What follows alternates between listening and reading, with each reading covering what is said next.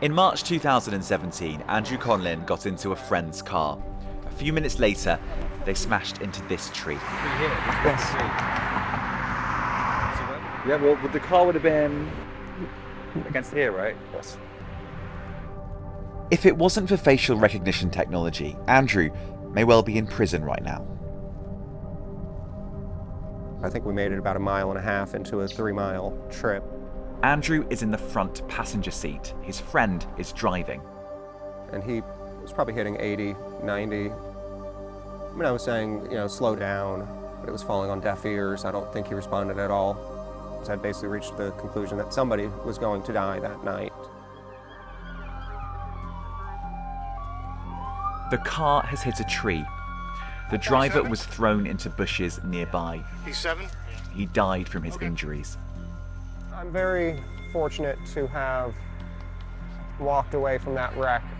One of the first people on the scene pulled Andrew out of the car. He told the police what happened.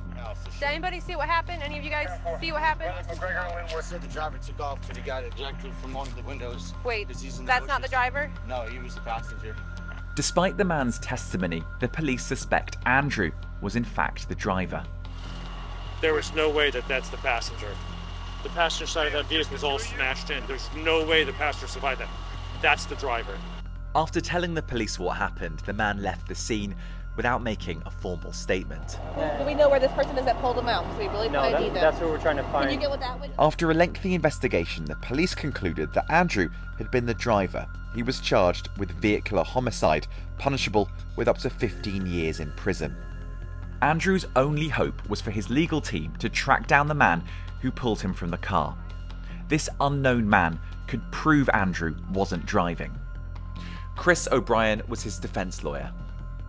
We printed up pictures of him off of the body cam, handed them out at every shop, at Starbucks downtown, put it on social media, and no one knew who he was. Chris and his colleagues convinced a controversial facial recognition company to license their technology and help find the witness. They ran a search of this image from the police body cam footage using artificial intelligence. This AI popped him up in like 3 to 5 seconds. It was just pictures just popping up. Pop, pop, pop, pop. Here you are, like pop up. Here he is. This is the guy. And it was him, every one. So it was just wild. It was wild. It was like hitting the lottery. Over 4 years after the crash, Chris and his team finally found their key witness, Vince Ramirez. Were you surprised that he was being charged with vehicular homicide? Oh, I was, because I remember telling him what happened. It's like, wow, I can't believe this is still going on. I thought it was case closed, all right, he wasn't the driver, but it was a shock to me. It really was. What do you remember about where he was in the car? I remember he was in the passenger seat, but he was mangled up where that side definitely had him crunched in with the seatbelt on. So it took me a while to take it off and try to get his feet and body over the center console to get him out of the vehicle. So he was definitely in the passenger seat? Yes. We knew at that point we were going to win this case. And within an hour of him giving this testimony, this deposition, the case was dropped. They called me that afternoon and said, hey, it was, it went as expected and they've dropped the case. And how did you feel? Obviously, that's a huge weight lifted. After spending years facing a potential prison sentence, Andrew could finally move on with his life.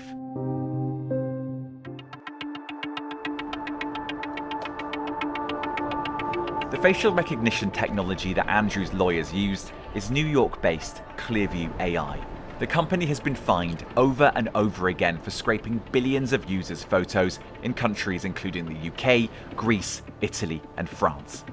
Critics say a controversial startup poses a new and profound threat to everyone's privacy. A company called Clearview AI has the largest known facial recognition database of images in the US, larger than the FBI's. The company is run by this man, Juan Tontat. He's the eccentric founder of Clearview AI, a privately owned company that promises the most comprehensive image search solutions in the world. I want to find out how many pictures the system could find of me. You take a selfie. Okay. Take any face you want. Wow, and instantly, yeah, that just comes up. But as you scroll down, there'll be photos that were, less similar, or if you see a +1 or +2. This is all me. Clearview scours the internet for images. A powerful algorithm compares size, shape, and distance between facial features to find potential matches. I don't know where that is. It's wild how many pictures are just out there on the open web. The search finds pictures I've literally never seen before. I'm in the back of someone's profile picture and it still finds me. Fascinating. And it's picked me up because I am right in the back there.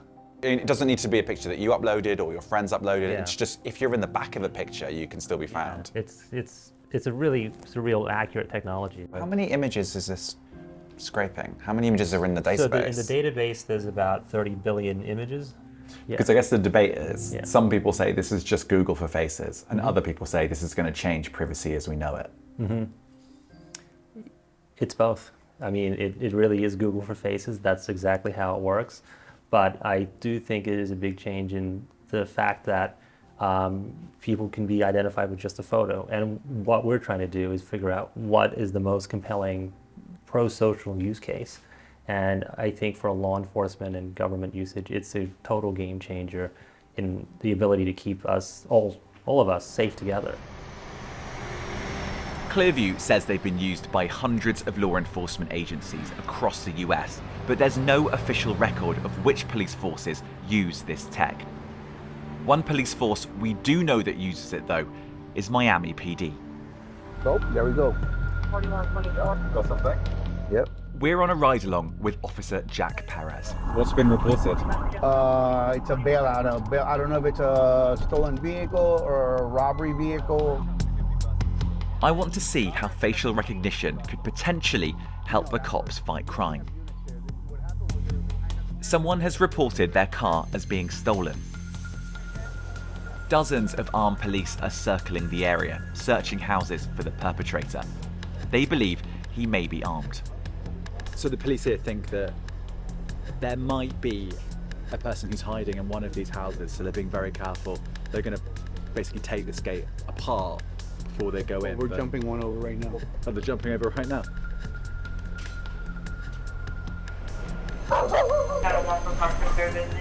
The cops didn't have a photo of the perpetrator. We didn't find him. This would be an excellent one for facial recognition. If we had those cameras up and got a picture of the offender, they could go to the victim and show a photo lineup and say, okay, here's a photo lineup. Do you see the person that robbed you? Oh yeah, this guy. You got that up for facial recognition.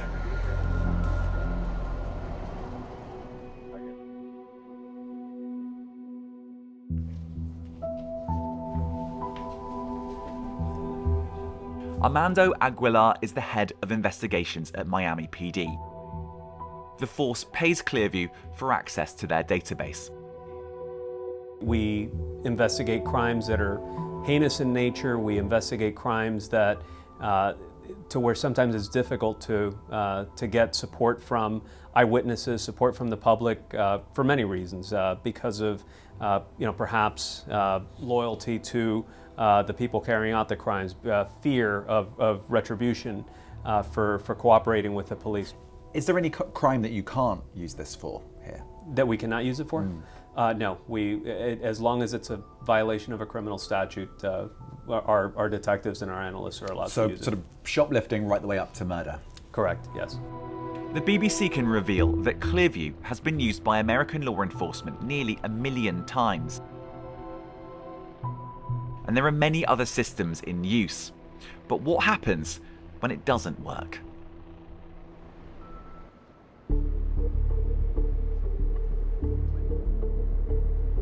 In 2018, this man walked into a shop in New York and stole some socks before appearing to wave box cutters at a member of staff. Clayton Jackson is the lawyer for the man the police believed was the perpetrator. He wants to remain anonymous, but has agreed for Clayton to speak out on his behalf. Because it was a theft plus a weapon, it was charged as first-degree robbery. which means if you're convicted of it, it's a pretty hefty prison sentence. My client would have been looking at between 5 and 25 years in prison for essentially stealing 6 socks. The main witness was a security guard, sometimes referred to as a loss prevention officer in the US. What we learned was that shortly after this theft happened, a detective from the NYPD went and met with the loss prevention officer and said, we want to see the surveillance. And they watched the surveillance and they took a screen grab of the face of the person who stole the socks. And then the detective told the loss prevention officer, we're going to put this in facial recognition software. So essentially what I got was a piece of paper that had a screenshot from the surveillance and my client's mugshot that said possible match. They don't do a photo lineup. They don't do any kind of better identification procedure. They just shoot him a text and say, is this the guy? So at this point, imagine you're the loss prevention officer, right? He says, yeah, that's the guy I saw. But of course he did. You'd have to be telling the detective, your high-tech software doesn't work. That's not the person, right? It is such a suggestive way to do the ID. Shortly after that, my client got arrested. On the day of the robbery, Caitlin's client had an alibi. His son was born that day. He was at the hospital. The birth happened within a few hours of the robbery, so not at the exact same time, but in order to believe that you had the right person, you'd have to believe that on the way to the birth of his child, my client stopped at a big box store to steal a 6-pack of socks and then immediately went to the hospital for the birth of his child. It just wasn't him. He didn't do it. Caitlin's client was sent to jail for 5 months awaiting trial. He agreed to plead guilty so that he could be released. Today, he still maintains his innocence.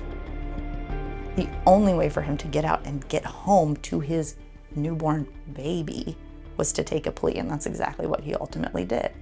It's also a way for the police and the prosecutors not to really have to investigate or sit with the fact that this might have got it wrong. The NYPD told us they had not taken enforcement action based solely on identification of a possible facial recognition match. And it's important to emphasise that Clearview AI's technology was not used in this case. The police used different software. But it does throw up a crucial question. How accurate is facial recognition technology? Clearview will often say that it's almost 100% accurate, but that's on mugshots, not photos taken outside like CCTV or body cam footage. So we thought we'd put it to the test. We took a range of different photos to see whether Clearview could find me. We took some pictures, sort of like, progressively more and more difficult. So we have there's one of me with some glasses on. There's one of me with a mask on looking at the camera. All right. Sometimes blurry ones work, sometimes they don't. It's tricky, but we can give it a try. The algorithm found me in some of the shots, but not in others. None of me wearing a mask were found. When they're higher quality, they have a higher chance of making a hit. So it depends on the quality of the picture. Yep, the exactly. accuracy depends on the quality of the picture. So that's why we've added things like that warning, as you saw, saying, hey, this is a lower quality image. So, take extra care when taking a look at the results. The police argue that they don't just rely on facial recognition to make an arrest. So we treat a match from any one of our face recognition platforms as a tip. We don't run out and make an arrest based on that tip. Our detectives logged about a 40% positive identification rate across all of our facial recognition searches. We're talking about, we got this match, detectives investigated, and then reported back to our real-time crime center that yes, that the person that you sent me as a match was in fact the person that we established probable cause to arrest. A 40% positive identification rate is a very different figure to Clearview's claim of almost 100% accuracy. Juan Tontat doesn't seem to want his technology tested in court. Our view is it's going to be better if we don't have facial recognition as evidence in court, because the investigators, they're using other methods to also verify. But shouldn't it be interrogated in court? Well, if it's being used to find people. We're happy to testify about how the algorithms work, how accurate they are, but any of these mistakes that have been made with facial recognition, and none of them made with Clearview, have come down to poor policing. In many places in the US, the police often don't have to divulge whether they even use facial recognition. We have no idea how many people have been arrested because of this technology. But a few cities have pushed back. In San Francisco, the police's use of facial recognition technology is banned. Matthew Guariglia works for the Electronic Frontier Foundation, which pushed for the ban. Part of the problem with face recognition isn't just that it's invasive, isn't just that it's wrong, it's also that the police departments themselves are incredibly opaque about how and when it's used, and the companies are opaque about how the technology actually works. So whether you're in court or not, whether you're questioning how the police use it or how it works from the companies, it's often very hard for defense attorneys, for celebrities organizations, for concerned citizens to find out when or how it's being used and how it works. Vince is waiting to meet Andrew for the first time. They haven't spoken to each other since the night of the crash.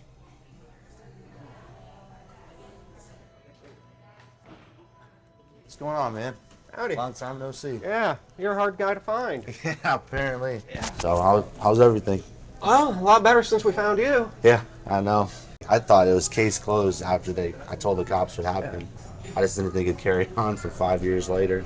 But even though facial recognition technology worked in this case, they're both still torn by the technology. That was a pretty grainy footage, and they still, within a matter of, I believe it was actually seconds from when they uploaded the image or however that worked, to having other photos of you, and then from those photos finding your friend and ultimately you was not a big reach. I can acknowledge the usefulness while still saying that's really creepy. It is. Facial recognition can help in policing. It can also be abused, and it can get things wrong. It's up to lawmakers to strike a balance between the battle for justice and our right to privacy.